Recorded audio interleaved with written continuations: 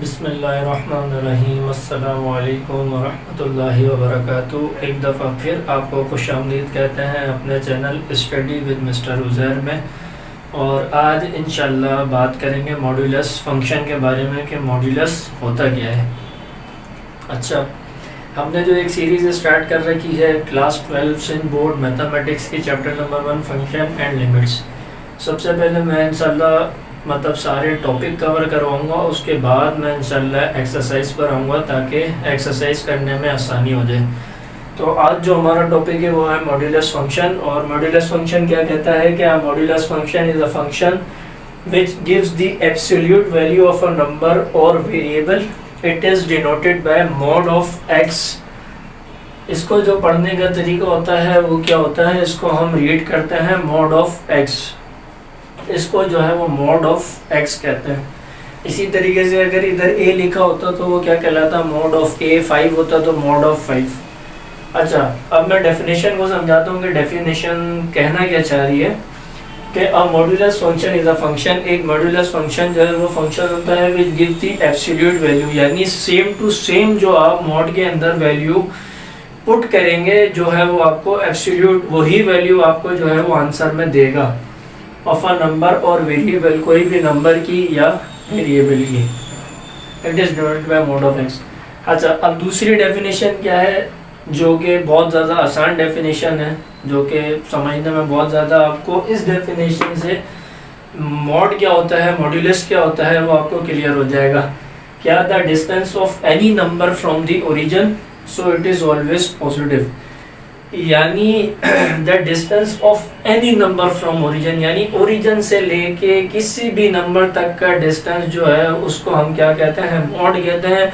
और सो it is always positive, ये जो है हमेशा पॉजिटिव होता है। मॉड्यूलस जो होता है याद रखिएगा हमेशा पॉजिटिव होता है। क्यों?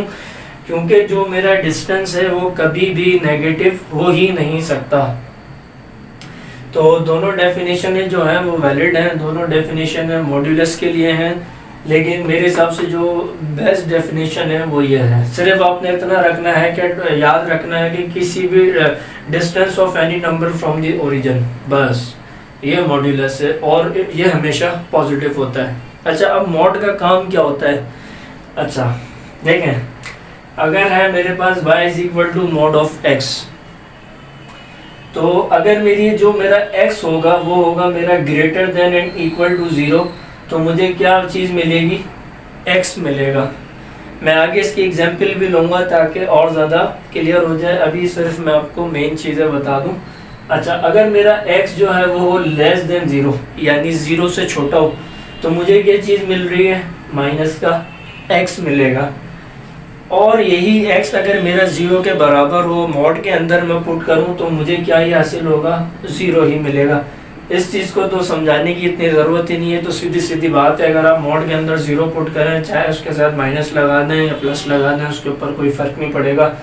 ठीक है, इस चीज़ को समझते हैं कि एग्जाम्पल के ज़रिए। फर्स्ट करें, मेरे पास अगर एक नंबर है 6 पॉजिटिव 6, तो 6 क्या है, greater than and equal to 0 है।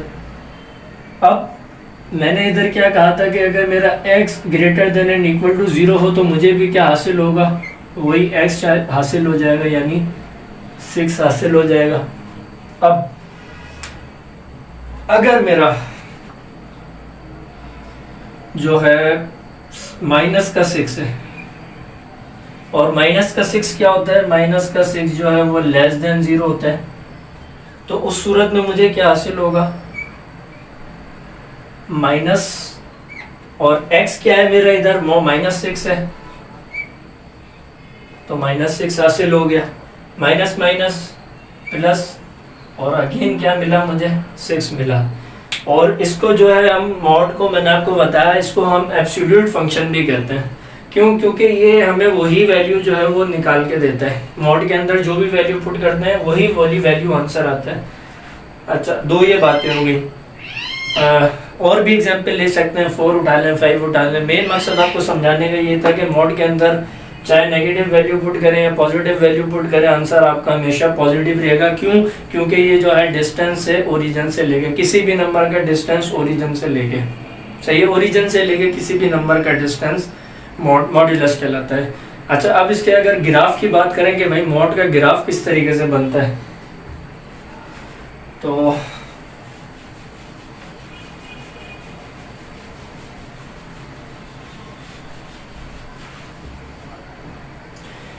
फर्ज करें मेरे पास एक वैल्यू है, मैंने इस मॉड के अंदर x पुट करा और मेरे पास जो है वो आंसर क्या आया, y is equal to x आया। y is equal to x का ग्राफ किस तरीके से बनता है, ये मेरा y एक्सिस और ये मेरा x axis. y is equal to x का ग्राफ किस तरीके से बनता है, ये होता है मेरा y is equal to x का ग्राफ। अच्छा, अब इधर एक बात समझने की है, वो क्या कि इधर जो मेरा x होता है वो हमेशा पॉजिटिव होगा, इस साइड पे जो है मेरा x वो क्या होगा, नेगेटिव होगा। लेकिन मैं इधर बात कर रहा हूँ सिर्फ y is equal to x के ग्राफ की, यानी सिर्फ पॉजिटिव की बात कर रहा हूँ, तो मुझे इस चीज की जरूरत नहीं है। ठीक है, अब अगर मैं इसकी बात करूं y is equal to minus का x, तो इसका ग्राफ कुछ इस तरीके से बनेगा।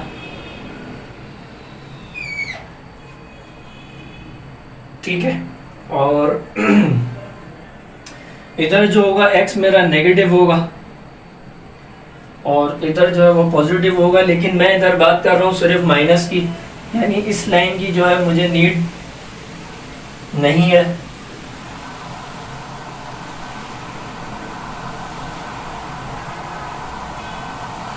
ठीक है, तो y is equal to x का ये और y is equal to minus, ये इसके साथ इधर लिख देता हूँ, ये minus x, y is equal to minus x का ग्राफ ये होता है।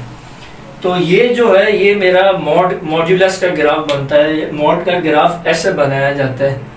तो अब अगली वीडियो जो इंशाल्लाह अपलोड करूंगा उसमें मैं आपको मॉड्यूलस की कुछ एग्जांपल्स को उठा के समझाऊंगा, ताकि और भी ज़्यादा जो है वो इसकी मॉड्यूलस आपको क्लियर हो जाए।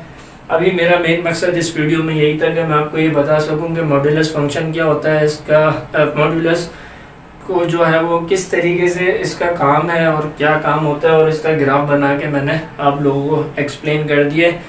उम्मीद है कि ये वीडियो आपको अच्छी लगी होगी, और अगर ये वीडियो अच्छी लगी तो इस वीडियो को लाइक करिएगा, चैनल को भी सब्सक्राइब कीजिएगा और मुझे भी दुआओं में याद रखिएगा। अल्लाह हाफिज़।